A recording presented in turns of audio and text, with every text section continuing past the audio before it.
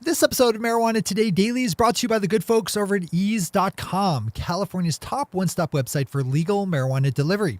Take advantage of how easy Ease makes legal California cannabis delivery by opening up ease.com to browse their extensive wares, all of which can be delivered right to your door in less than an hour, assuming you live where Ease is active and that it's during legal delivery hours.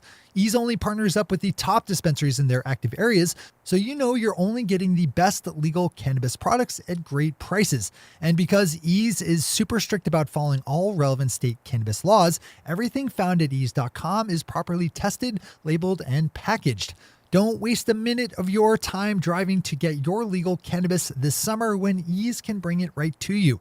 Get your own order started by opening up ease.com, spelled E-A-Z-E. Big thanks to everyone over at Ease for the support that makes this show possible. Good morning, Marijuana Nation. It's Tuesday, July 31st, 2018, and you're tuned in to episode 539 of Marijuana Today Daily. I'm your host, Shay Gunther, and I'll be walking you through today's marijuana news and headlines. As always, we have a full and busy day of cannabis news in our hands, so let's jump right into it. Our top story brings us out to Georgia. The nation, that is. Chris Roberts over at Marijuana Moments picked up on this headline as the former Soviet nation became the first country in that part of the world to remove all criminal penalties associated with consuming cannabis. Yesterday, Georgia's Constitutional Court ruled that consuming cannabis is a legal protected right under their law. Cultivating and selling marijuana is still considered illegal.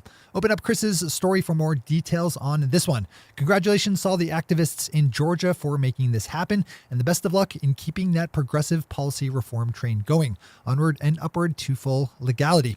As always, we have all the news we cover linked to on our website at mjtodaydaily.com and on our Twitter account at mjtodaydaily.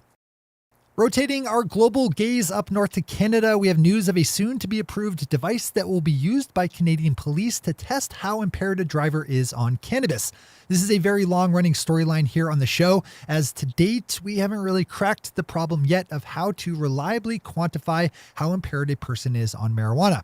One of the problems here is that it's dead easy to do that with alcohol, as there's a very direct connection between how impaired a person is driving and how high their blood alcohol levels are.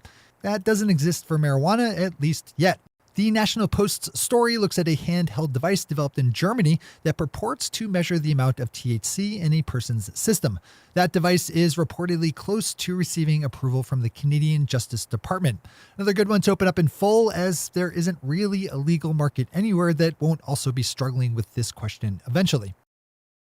Our final top story today is an insightful interview with our friend Shaleen Title, who is an on-hiatus regular on our weekly show Marijuana Today and one of the 5 members of the Massachusetts Cannabis Control Commission. She's also a listener of the show. Hey, Shaleen.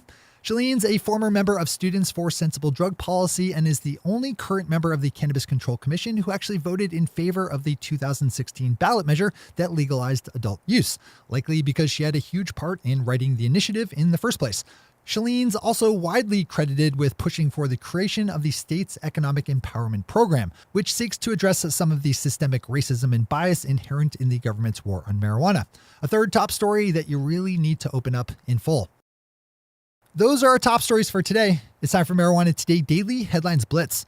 Before we blitz out on headlines, let's quickly thank our sponsor, ease.com, California's top one-stop website for legal marijuana delivery. Whether you need flower or concentrates, edibles, or topicals, Ease has you covered. Or maybe you need CBD pet products or pre-rolls or cannabis-consuming accessories. Just open up ease.com to find all of those items up for order, just sitting there awaiting your selection. If you like having properly tested, labeled, and packaged top-quality legal cannabis products brought right to your door, then you're going to love ease.com. Assuming, of course, that you live in a part of California where Ease is active and that it's during legal delivery hours. That's because Ease is super strict about following all relevant California cannabis law, which ends up making for a better experience and products for their customers. Take advantage of just how easy Ease makes it to get state legal California cannabis products by opening up ease.com to get your order in. That's ease.com, which is spelled E-A-Z-E. All right, time for the blitz. Pennsylvania State Representative Jake Wheatley just announced that he plans to introduce legislation legalizing adult use marijuana into the Pennsylvania state legislature.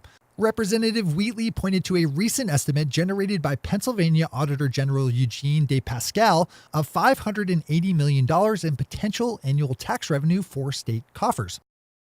Canadian marijuana company Scythian Biosciences Corporation just announced that it will acquire fellow Canadian cannabis company CannCure for $136.5 million Canadian. Part of the deal includes the scoop up of two Florida marijuana companies that CannCure is in the process of buying. Pop over to New Cannabis Ventures for all the details and other numbers on this one. Herb has a good story poking holes through the myth that Colorado's illicit cannabis market has been taken over by Mexican drug cartels. According to reporting by the Colorado Springs Gazette, a number of law enforcement officials have accused the drug cartels of invading the state's remaining illicit cannabis markets. The problem with that line of argument is that there doesn't seem to be any kind of evidence to actually back it up. Rather, police seem to be engaging in some good old-fashioned racism by accusing people busted for marijuana crimes that happen to have Hispanic last names of being involved with drug cartels. Marijuana Business Daily's chart of the week plots the wholesale price per pound of marijuana in Nevada's legal market. Tracked over the past year, the 3 data point graph shows the wholesale price of a pound of cannabis defying the downward trajectory found in states like California and Oregon by rising from $2,145 a pound in July of last year to just under $2,800 as of this July. The Massachusetts Cannabis Control Commission recently conducted a survey among applicants for the state's economic empowerment program that looks at some of the roadblocks they've faced in building their business. The biggest reported challenge given by survey respondents, of which there were 63 out of 326 solicited, was in finding investors, with 44% saying they were having trouble raising capital. Canada's Financial Post takes a good look at how things are going in that country, specifically the province of Ontario, in terms of marijuana legalization. With just 80 days left on the calendar before the October 17th switchover to full adult use legalization, there's still a lot of details up in the air for how things will actually be implemented. This is another good one to read, especially if you're involved at all in the Canadian markets. We wrap up today's news up in Canada, where Mike Adams over at Forbes is reporting that marijuana cultivators within the aforementioned new adult use system coming online in October will be afforded some, but not all, of the financial benefits available to farmers of more conventional crops. Pop open Mike's piece for more on this and to find your way to a Canadian government website listing all of their agricultural financial benefit programs. Those are the headlines and news for the day. I'll be back with you in tomorrow morning with another information-packed episode of Marijuana Today Daily. But in the meantime, if you have any stories to share or feedback to give, zip us an email to headlines@mjtodaydaily.com. And while you're clicking around the interwebs, swing over to our Twitter account at mjtodaydaily and visit our website at mjtodaydaily.com to find links to all the news we cover. Thanks to our sponsor, Ease, and to all of our awesome patron listeners for the support that makes this show possible. To join the illustrious ranks of the patron listeners yourself, swing over to our website at mjtodaydaily.com and click on that big blue button at the top of the page that says Become a Patron. I'm your host, Shay Gunther. Thanks for tuning in, starting your day with marijuana today.